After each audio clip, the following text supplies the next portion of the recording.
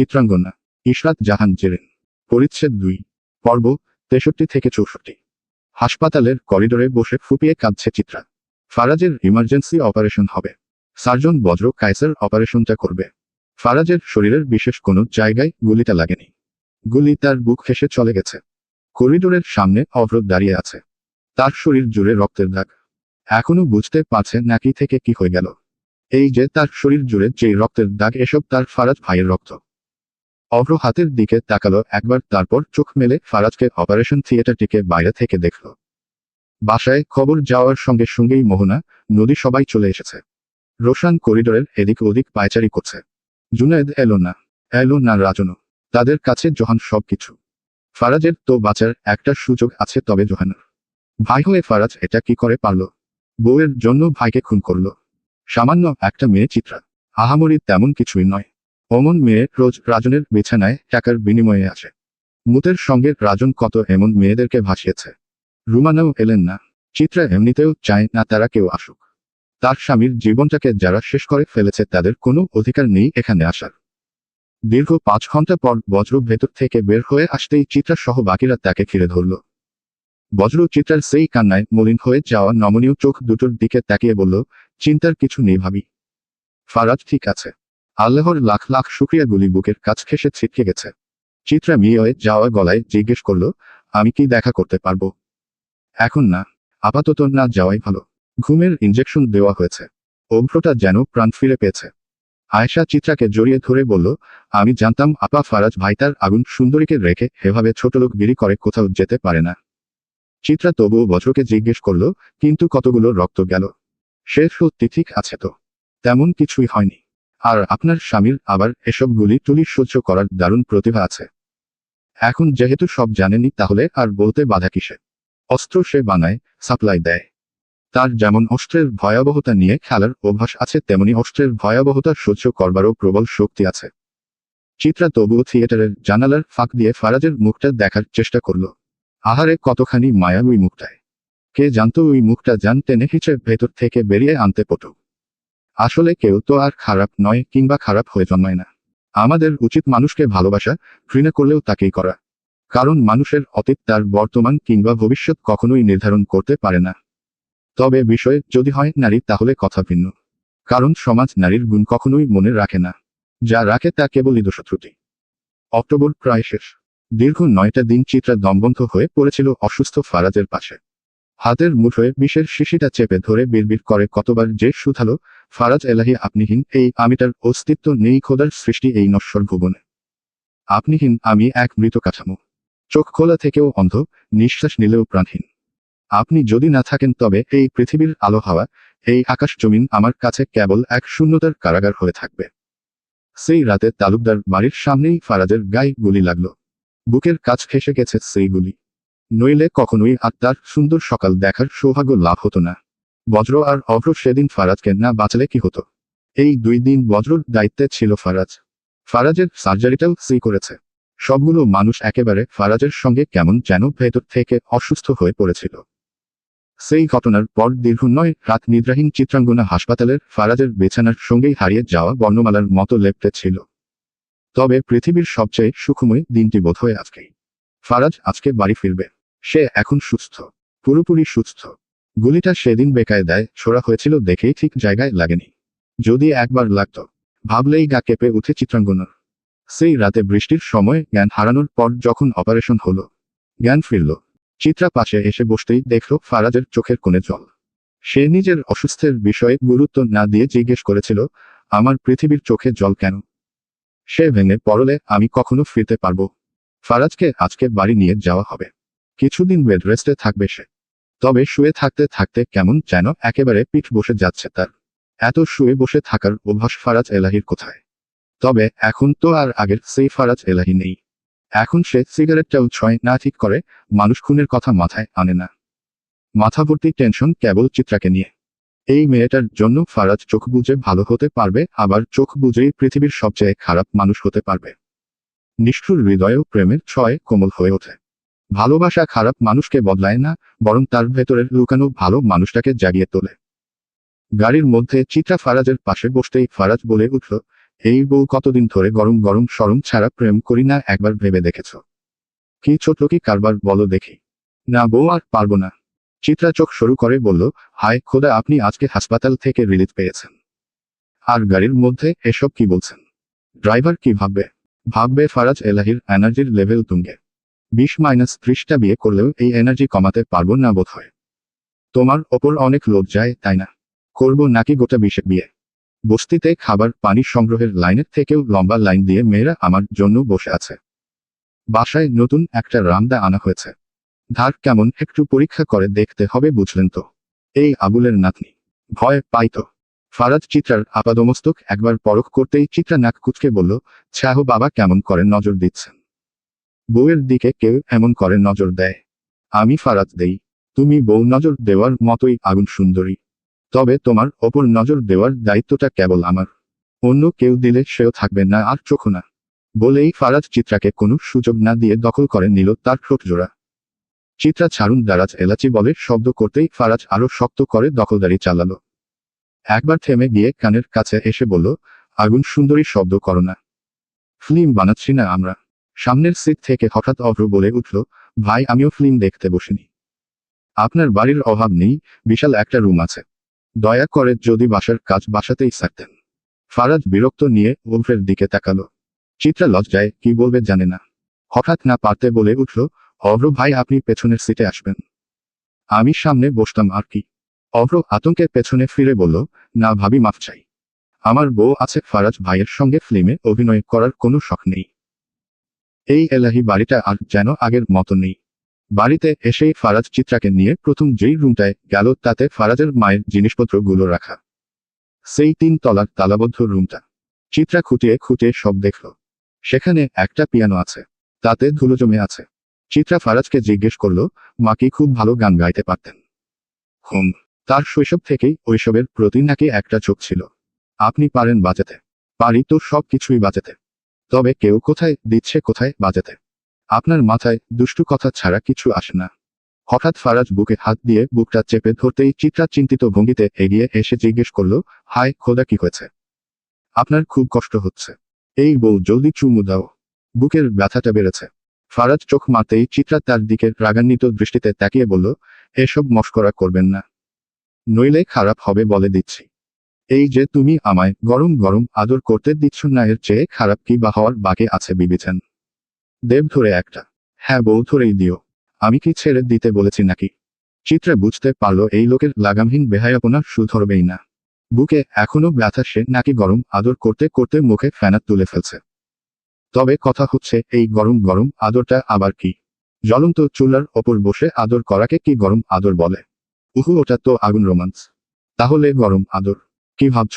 ফারাজ চিত্রাকে প্রশ্ন করল। চিত্রা ফারাজের চোখে চোখ রেখে প্রশ্ন করল, ভাবছি এই গরম আদর আবার কি। রুমে চলো বুঝাই।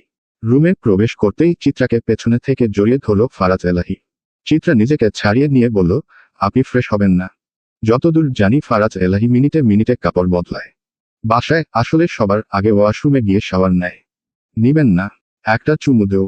ভালো মানুষের মতো চলে যাচ্ছি, নইলে কিন্তু খারাপ মানুষের মতো উষ্ণ অন্ধকারে ঠেলে দেব তোমায়। এই শীতে উষ্ণতা চাই না তোমার। চিত্রা মুচকি হাসল। পা উঁচু করে ফারাজের গলার টাই ধরে তাকে কাছে টেনে আনে। ফারাজের চোখ দুটো চিত্রার চোখে স্থির হয়ে যায়। অবাধ্য হাত আগুন সুন্দরীর বুক বেয়ে ধীরে ধীরে উপরে উঠে আসে। আলতো করে ছুঁয়ে দেয় ঠোঁট। একটা মৃদু কাঁপুনিতে চিত্রার শরীর কাঁপতেই সে ফারাজকে নিজের কাছে আরো গভীরভাবে টেনে আনে। ফারাজ একেবারে চিত্রার কাছাকাছি। দুজনে দুজনের উষ্ণ নিঃশ্বাস অনুভব করতে পারছে। হঠাৎ চিত্রা চোখ বন্ধ করে ফেলে। এই তো দুটো অধর এক হওয়ার অপেক্ষায়। তবে চোখটা বন্ধ করতেই চিত্রা একটু ব্যতিক্রম অনুভব করল। চোখটা খুলতেই দেখল ফারাজ শার্ট খুলতে খুলতে ওয়াশরুমের দিকে চলে যাচ্ছে। চিত্রা হাবার মতো তার দিকে তাকাতেই সে পেছনে না ফিরে যেতে যেতে বলল, কেমন লাগলো ছোটলোক বউ? ভালোই তো লাগলো, তাই না? চিত্রা ফারাজের দিকে তাকিয়ে আছে। তার ঘন ঘন নিঃশ্বাস পড়ছে। ফারাজ পুরোটা শার্ট খুলে বাকেটে ফেলে দিয়ে সরু চোখে বলল, ব্যাকুল হচ্ছ? I loved it more than you can ever imagine. যখন দেখি সামান্য আমার স্পর্শেই তুমি কাঁপতে শুরু করেছ, যখন আমার জন্য তোমার শ্বাস পর্যন্ত অস্থির হয়ে আসে, তখন সত্যি ইট ড্রাইভস মি ইনসেইন। ফারাজ থেমে পুনরায় বলল, তুমি আমার জন্য কাতরাও? ফারাজ এলাহির সামান্য স্পর্শের জন্য তোমার এই ব্যাকুলতা আমায় স্বস্তি দেয়। ফারাজ নিচের ঠোঁট কামড়ে ধরে বলল, আমি দেখতে চাই তুমি কতটা মরিয়া হতে পারো, আমার স্পর্শের জন্য কতটা বেপরোয়া হতে পারো, কতটা কাঁদতে পারো, কতটা আকুল হতে পারো, শুধু আমার সামান্য ছোঁয়া পাওয়ার জন্য। চিত্রা শাড়ি ঠিক করতে করতে আয়নার কাছে গিয়ে দাঁড়ায়। নিজের দিকে একবার তাকিয়ে ফের ফারাজ এলাহির দিকে তাকিয়ে বলল, আমি তো কবেই আপনার কাছে আত্মসমর্পণ করেছি নিজেকে। আমি শুধু আপনারই ছোঁয়ায় দগ্ধ হওয়ার জন্য জন্মেছি। বলেই সে বাঁকা হাসল। ফারাজের মুখেও সেই একই হাসি। সে কথা না বাড়িয়ে ওয়াশরুমের দিকে চলে গেল। চিত্রা সেখানেই ঠাই দাঁড়িয়ে রইল। রুম থেকে বের হতেই ফারাজ কিছুটা অবাক হলো চিত্রাকে দেখে। সে বিছানার উপর হয়ে শুয়ে আছে। ফর্সা পা দুটো নাড়িয়ে নাড়িয়ে বইয়ের পাতা উল্টে যাচ্ছে। ফারাজের চোখ সব কিছু ভেদ করে চিত্রার মেরুন শাড়ির দিকে গেল। পাতলা শাড়ি ভেদ করে সরু কোমরটা দেখা যাচ্ছে। এবার তো এই আগুন সুন্দরী তার হৃদয়ে আগুন ধরিয়ে দেবে দেখছি। তবে সে আগুন হলে ফারাজও তো উত্তাল সমুদ্র। জলের জানা আছে কি করে আগুন নেভাতে হয়। সে চিত্রার পাশে এসে দাঁড়াতেও চিত্রা তাকে পাত্তা দিল না। শেষে বিরক্ত হয়ে পা ধরে টেনে চিত্রাকে মুহূর্তেই নিজের কাছে আনল। চিত্রার পায়ের পাতায় চুমু খেল। চিত্রা কেবল তাকিয়ে আছে তার দিকে। নেশা সেই চোখে, তার থেকেও বড় নেশা ফারাজের চোখে। ফারাজ চিত্রার দিকে তাকিয়ে হাসকি গলায় বলল, পুরুষ ধ্বংস হয় কিসে জানো? কিসে? পুরুষের ধ্বংস নেশায় নয়, নারীর কঠিন মায় হয়। আর নারীর ধ্বংস? তুমি বলো।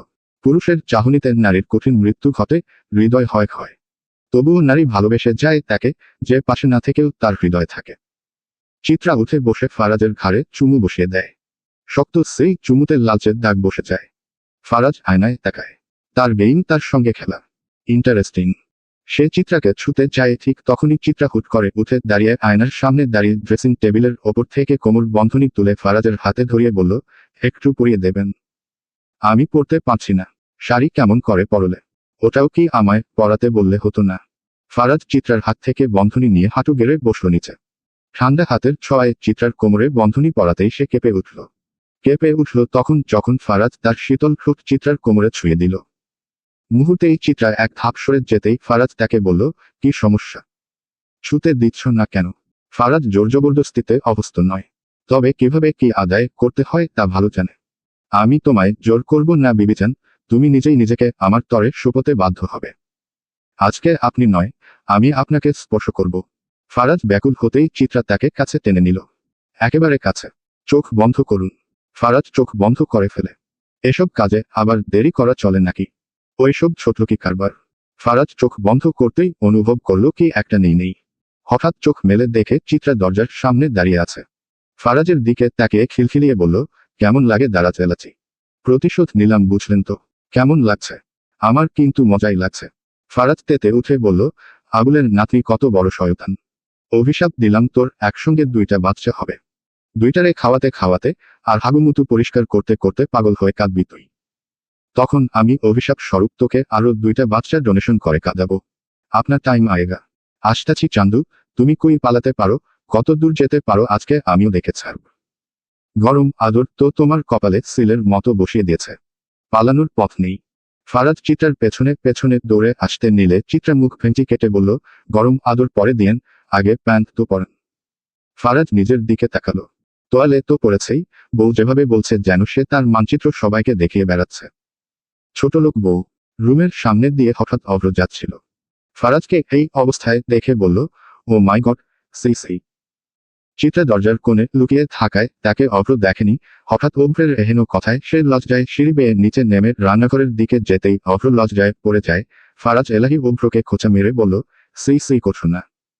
কুদ্দুসের বাপ, এখন তোমাকেই বড় আয়তনের বিশ্ব মানচিত্র দেখাবো। নাউজুবিল্লাহ ভাই, মাফ করে দেন। ওগো ঘরণী কোথায় তুই শালি, তোর স্বামীর সম্মান যে নিলামে উঠল বলে। কিস্তি তুলে হলেও বাঁচা। এই বাড়ির কেউ তেমন একটা চিত্রার সঙ্গে কথা বলে না। সন্ধ্যায় চিত্রা রান্নাঘরে প্রবেশ করতেই নদী তার পেছনে পেছনে ঢুকে বলল, ফারাজ ভাইয়ের শরীর এখন কেমন আছে? ভালোই। কোনো সাহায্য লাগবে? তারা দুজন কথা বলতে না বলতেই মোহনা পেছনে পেছনে প্রবেশ করল। মোহনার চোখে এখন আলাদা একটা জুটি। রোশান বাড়িতে আছে। তার জন্যই চা গরম করতে এসেছে। চিত্রাকে দেখে বলল, বুঝলে তো চিত্রা এখন আর কোনো ঝামেল চায় না। তবে পাপ থেকে মুক্তি চাই। এই বাড়িতে আর কিছু হোক তা চাই না। চিত্রা মোহনার দিকে তাকিয়ে বলল, পাপী না মরলে পাপ শেষ হবে না। ওই যে বিড়ালদের কথা বলেছিলেন না, তাদের একটা দল আছে। দলটা ভাঙলে তারা মারা পড়বে। নদী মাছ থেকে বলল, সবশেষে স্বামীর ভালোবাসাই মুখ্য। যার কপালে স্বামীর ভালোবাসা নেই, তার কখনো সুখ হয় না। নদীর চোখটা ঝাপসা হতেই মোহনা আর চিত্রার মনটা খারাপ হয়ে গেল। চিত্রা কিছু বলতে যাবে তার আগেই রান্নাঘরের দরজার সামনে এসে দাঁড়ায় ফারাজ। কালো রঙের একটা শার্ট পরা। সে শার্টের হাতা গুটিয়ে বলল, ভাবিগঞ্জ একটু রান্নাঘরটা ফাঁকা করে দিতে পারবেন? আমার বউটা কি যেন রান্না করবে বলে এসেছে। স্বামী হিসেবে তাকে সাহায্য করা তো আমার উচিত। তো আমরাও থাকি, মিলেমিশে কাজ করলে কাজ জলদি হবে, বলল মোহনা। নদীও হাসল। ছাহো, রোশন ভাই উপরে আছে, গিয়ে তার কাজে সাহায্য করেন। আমাকে আমারটা করতে দিন তো মশারি ভাবি। চিত্রা ফারাজকে চোখ রাঙাতেই ফারাজ আরেকটু জোরে বলল, প্লিজ আমাদের একটু একা ছাড়লে খুশি হব। নদী বলল, কি এমন রান্না করবে দুজন মিলে খোদা জানে। আমি আর আমার বউ মিলে বাচ্চা পয়দার রেসিপিটা করব। মোহনা আর নদী দুজনেই লজ্জা পেয়ে জলদি রান্নাঘর থেকে বের হয়ে যায়। চিত্রা লজ্জায় নিচের দিকে তাকায়। কি একটা অবস্থা। ফারাজ এলাহি এগিয়ে আসে কাছে। আসলে গরম মায়ের পিঠে পড়বে। গরম জিনিস আমার পছন্দ। সে চিত্রাকে টেনে নিজের কাছে এনে কোমর জড়িয়ে ধরে বলল, এই যে আগুন সুন্দরী, তুমি না ঠিক পেস্তা বাদামের মতো। ওপর দিয়ে তেতো, ভেতর দিয়ে মিষ্টি। তবে যেমনই হও না কেন, পেস্তা কিন্তু আমি না খেয়ে ছাড়ি না। ছাড়ুন না, কেউ চলে আসবে। ছাড়াছাড়ির মায়েরে কালা চুম্মা। ওইসব ছাড়াছাড়ির মতো ছোটলোকি কারবার আমি করি না। তার চেয়ে বরং মির্কির রোগীর মতো ভুজুং ভাজুং না করে স্থির হয়ে দাঁড়াও দেখি। কেন দাঁড়াবো? রান্না পুড়ে যাচ্ছে, ছাড়ুন। উফ বউ, রান্না যাক চুলোয়। একটা চুমু দাও আগে। চুমু চাই না, আগুলের নাতনি তোর নানিরে চাই। দারাজ এলাচির বাচ্চা। বাচ্চা আর হলো কই? বাচ্চার মা যদি এমন ব্যাঙের মতো লাফালাফি করে, তাহলে বাচ্চার বাবা তার ঠ্যাং ধরে তাকে ওপর থেকে টেনে আনবে কি করে? চিত্রা ওপর দিকে তাকিয়ে বলল, বাচ্চাকে বুঝি ওপর থেকে টেনে আনতে হয়? বিবিজান, তুমি বেডরুমে না গেলে আমি বাচ্চা এনে দিব কোথা থেকে? এই হয়েছে আপনার চালাকি, বুঝি না ভাবছেন? আচ্ছা চোখ বন্ধ করেন, একটা মিষ্টি চুমু দিব আজকে। আমার কচু দেখিয়ে পালানোর ধান্দা তাই না? এবার ছাড়ছি না। আরে সত্যি বলছি, আমাকে ছাড়ুন। কারণ আপনি তো অনেক ধরেছেন। এবার আমার পালা। এবার প্রমিজ করছি। ফারাজ খুশিতে চিত্রাকে ছেড়ে চোখ বন্ধ করতেই গানের গলা শুনতে পেল। তোমায় দেব মিষ্টি কিছু, তোমায় যদি পাই, তোমায় আমি ভালোবাসি, তোমায় আমি চাই। গানের গলা শুনতাই জলদি চোখ খুলে সামনে জমেলাকে দেখে ভয়ে ফারাজের গলা থেকে বেরিয়ে এলো, উরি উরি বাবা। জমেলা চোখ মেরে ফারাজের কলার চেপে ধরে বলল, এবার কালুর বাপ তুমি কমে যাবা। ফারাজ কোণে দাঁড়িয়ে থাকা চিত্রাকে মিটমিট করে হাসতে দেখে বলল, তবে রে, যা হাসার হেসে নাও। তারপর রুমে এলে ইনটেক টিস্যু পেপার নিয়ে এসো। আজ যত হেসেছে তার দ্বিগুণ যদি না কাঁদাই তবে আমিও ফারাজ এলাহি নয়। পাশ থেকে জমেলা সেইসব কথা তোয়াক্কা না করে বলল, এই হিন্দু বেডা, আই লাভিং ইউ। ফাকিং বুড়ি, আজকে খাইছি। আগে বুড়ি তোমাকে শিক্ষা দেব, তারপর তোমাকে যে পাঠিয়েছে ওটাকে। জমেলার খুশির অন্ত নেই। সে খুশি মনে বলল, জলদি ইটিং মি হিন্দু বেডা, আমি গোয়িং টু ইউর পেটে। ফারাজ জমেলার থেকে মেপে মেপে ধরে গিয়ে নিঃশ্বাস ছেড়ে মনে মনে বলল, খোদা রহম করো। এটা কেমন শাস্তি? চলবে।